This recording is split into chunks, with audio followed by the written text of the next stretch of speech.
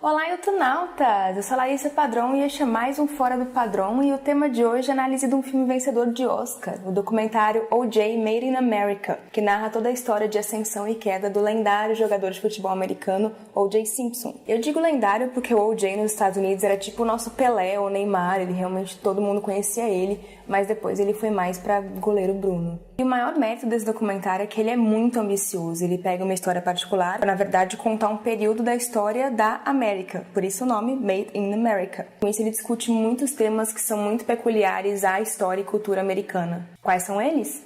Fica aí!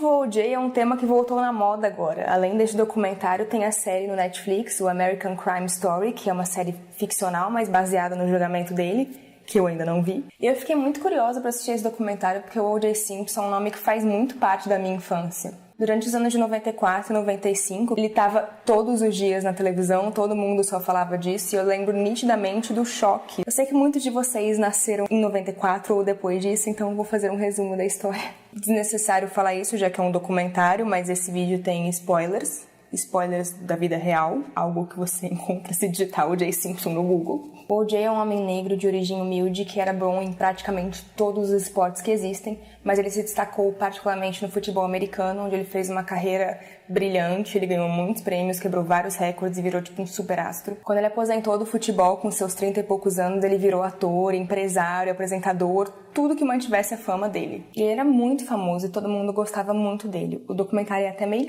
excessivo em falar isso, quanto todo mundo fala que ele era um cara muito amável, gentil, mas, como diz o publicitário do Temer, gente boa também mata. Ele casou com a Nicole, uma loira linda que ele gostava de bater depois de alguns anos de casamento. E depois do divórcio, ela foi brutalmente assassinada na casa dela junto com um amigo. E, obviamente, o O.J. foi o culpado. Tipo, todas as provas ligavam pra ele. Tinha sangue na casa dele, no carro dele, a mão dele tava toda zoada, ele não tinha álibi.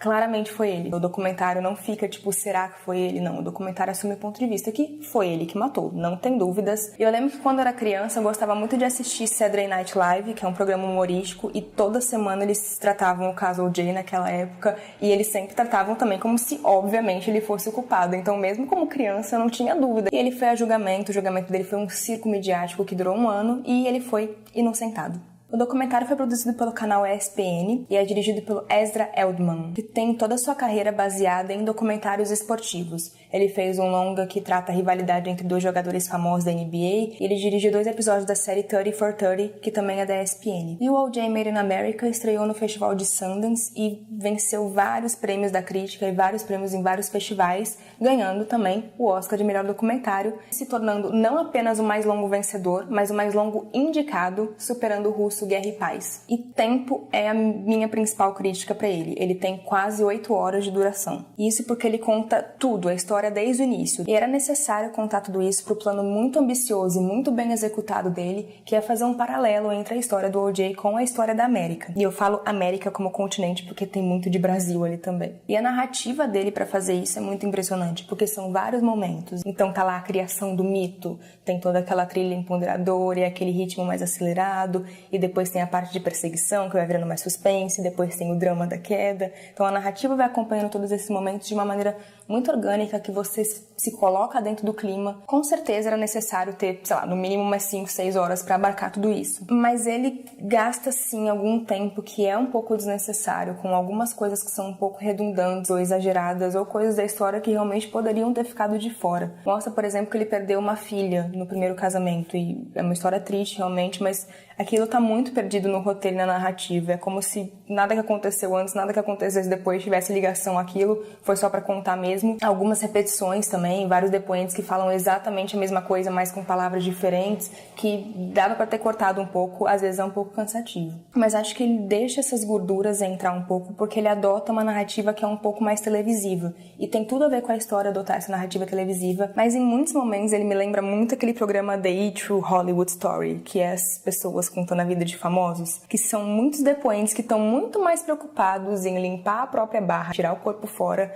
do que em realmente fazer algo que agregue valor à narrativa. E ele deixa as pessoas fazerem isso. Tem um momento, inclusive, que o ex-agente dele, que é um canalha, que sabia de tudo e ajudou ele até o final, vai meio que contar que ficou arrependido por isso, ele coloca uma trilhazinha triste de fundo. Eu achei um pouco irresponsável fazer isso. Eu acho que faltou também um pouco disso, ser um pouco mais combativo nas perguntas, confrontar um pouco mais os depoentes. Algo que ele faz, mas acho que não é o suficiente. Mas enfim, tem muito mais qualidades do que defeito. O filme te deixa pensando por dias e é brilhante a maneira como ele foi estruturado. Mas e aí, como é que eu falo de um filme que tem quase 8 horas de duração, que abarca 5 décadas da história dos Estados Unidos, sem ser um vídeo enorme? E aí eu decidi separar por macrotemas que o filme discute, que eu acho que trouxe bastante coisa pra discussão na minha cabecinha. O principal é como a América trata o racismo. Esse é o principal grande tema abordado sobre como o O.J. personifica a lógica perversa do racismo nos Estados Unidos. Primeiro na história de ascensão dele, porque o O.J. é o cara negro de uma origem pobre que morava no gueto e olha quem ele se tornou. Ele se tornou um super astro amado pelo mundo inteiro, inclusive os brancos. Ele mora no bairro de brancos, todo mundo trata ele maravilhosamente bem. E aqui é a América, a terra das oportunidades, todo mundo pode conseguir o que quiser desde que se dedique e trabalhe duro. É mais ou menos como aquele seu primo que defende que o Brasil não é racista porque o Joaquim Barbosa foi presidente do STF, ignorando que de mais de 100 ministros só teve 3 negros. Mas o filme mostra que houve quase um processo de embranquecimento pro O.J. se tornar o que ele se tornou. Ele nunca se colocou na posição do homem negro,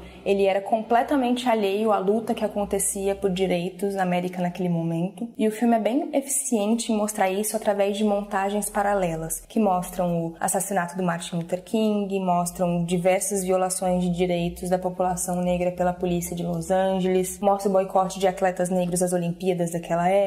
São muitas imagens chocantes e bem poderosas para te mostrar o quanto realmente havia uma opressão muito grande da comunidade negra naquela época. Enquanto isso, na montagem paralela, o O.J. está recebendo prêmios, está evitando falar sobre o assunto em entrevistas, está em super festas, está sempre rodeado de gente branca. Enquanto isso, também ele está fazendo a propaganda da Hertz, na qual ele é o cara de terno e gravata atrasado no aeroporto porque precisa chegar ao trabalho, a imagem da meritocracia. E isso transformou ele num homem que não era nem negro, nem branco, ele era uma entidade, ele estava acima de tudo isso, ele era o O.J. E ele mesmo adotou esse discurso, ele falava de si mesmo na terceira pessoa, o O.J., mais ou menos como o Pelé faz. E acho até um pouco falho isso, porque o filme coloca como se ele tivesse montado essa narrativa, essa história de si mesmo, o que ok, ele fez também, mas é inegável que isso também foi construído pelos outros, ele também foi uma pessoa construída pelo seu ambiente. Porque eles precisavam do O.J. pra falar, tipo, não, eu não sou racista, eu adoro o O.J. E aí eles tinham esse exemplo do negro bem-sucedido e comportado que não se revoltava como o restante da comunidade,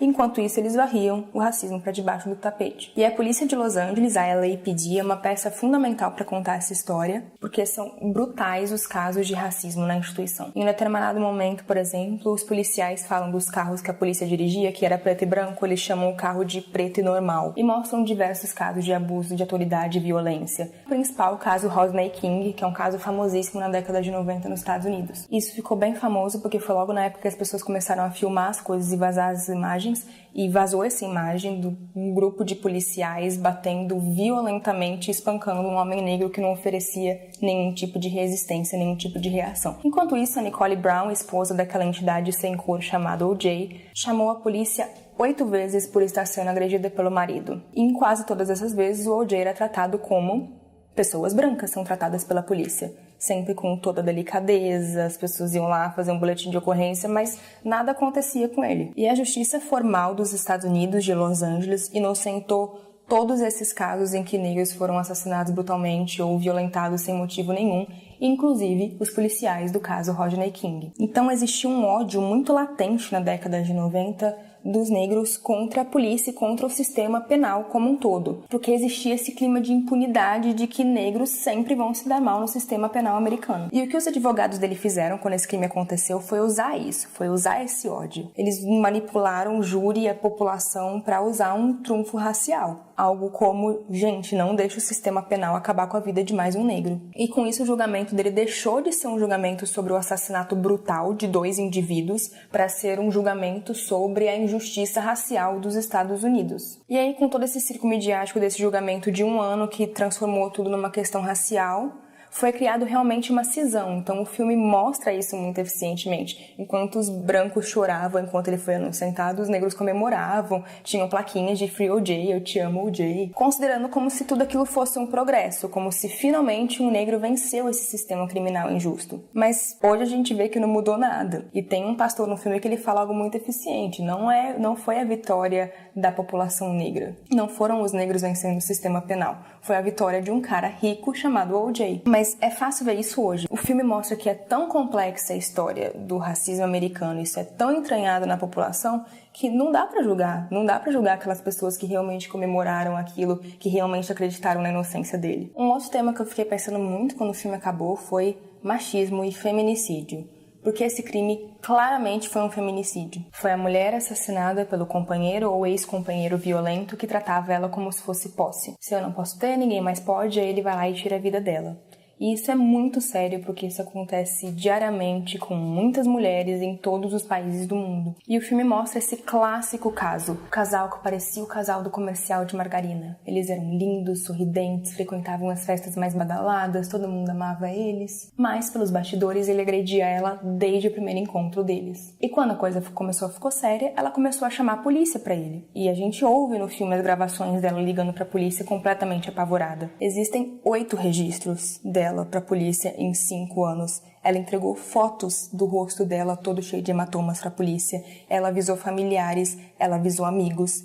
Ninguém fez nada. E em certo momento alguém fala que ela sabia que se ela deixasse ele, a família dela ia ficar do lado dele. Porque a boa reputação de um homem vale muito mais do que a integridade física de uma mulher. E isso é muito real, essa descrença na mulher. Existem inúmeros casos de mulheres que denunciaram, foram desacreditadas pelos amigos, pela família, pela polícia e algum tempo depois apareceram assassinadas. E a reconstrução do crime que o filme faz é muito eficiente para te mostrar a raiva que ele estava quando ele cometeu o crime. Tinha sangue por tudo quanto é lugar, ela tinha muitas facadas, ele quase decepou ela e ele fez tudo isso enquanto os filhos deles dormiam no quarto de cima da mesma casa. E essa reconstrução mostra tudo sem esconder, mostra todas as fotos, mostra muito sangue, tem barulho de faca enquanto eles narram. É muito real e é muito chocante, mas é necessário que seja muito chocante. Mas no final das contas, mesmo com todo o júri tendo visto isso, mesmo com toda a população americana tendo visto isso, ele, ainda assim, foi inocentado. Então, o filme aborda isso, mas eu acho que a crítica que ele faz disso, ela é bem secundária.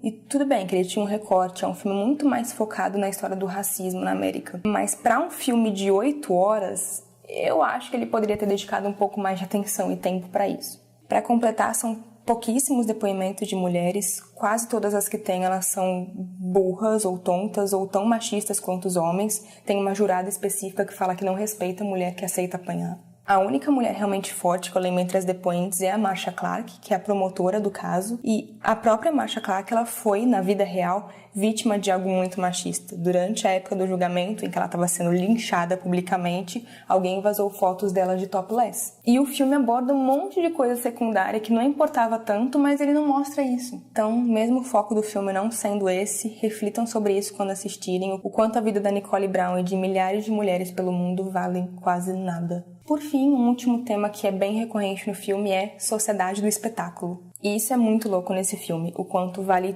tudo para manter o entretenimento do público. Tem até Kardashians nessa história. O filme é bem eficiente para mostrar que a mídia sustenta toda essa tragédia americana. Porque o filme não é sobre uma tragédia específica, não é sobre a tragédia Nicole Brown ou Jay Simpson. A tragédia está no desrespeito de instituições com os direitos civis de minorias. E isso continua acontecendo porque tem toda uma indústria de entretenimento lucrando com isso. Por isso que eu disse no começo que adotar uma narrativa televisiva é importante para essa história, porque tudo isso que aconteceu, o mundo inteiro acompanhou pela televisão, com toda aquela linguagem manipulativa que é própria da TV. Então foi muito inteligente ele adotar essa narrativa que de vez em quando mistura esses Date for Hollywood Story com programas do tipo linha direta da vida. E o lucro com a tragédia é mostrado o tempo todo. Quando a comunidade negra se revoltou contra o caso Rodney King, por exemplo, teve muita muitas revoltas e numa delas um grupo de pessoas espancou até a morte um caminhoneiro branco. E o filme mostra que tinha policiais a 2 quadras dali que não fizeram nada porque eles sabiam que a televisão estava mostrando aquilo ao vivo. Então todo mundo usa a mídia a seu favor. Mas o mais bizarro é uma perseguição que tem ao O.J. no momento que ele está foragido. Tem uma TV filmando aquilo a vivo, então a polícia e a TV realmente transformam aquilo num espetáculo. E ele usa aquele clima tenso de trilha, de suspense, de tudo isso. E claro, o julgamento mais midiático do mundo, televisionado por quase um ano, onde até as cores das gravatas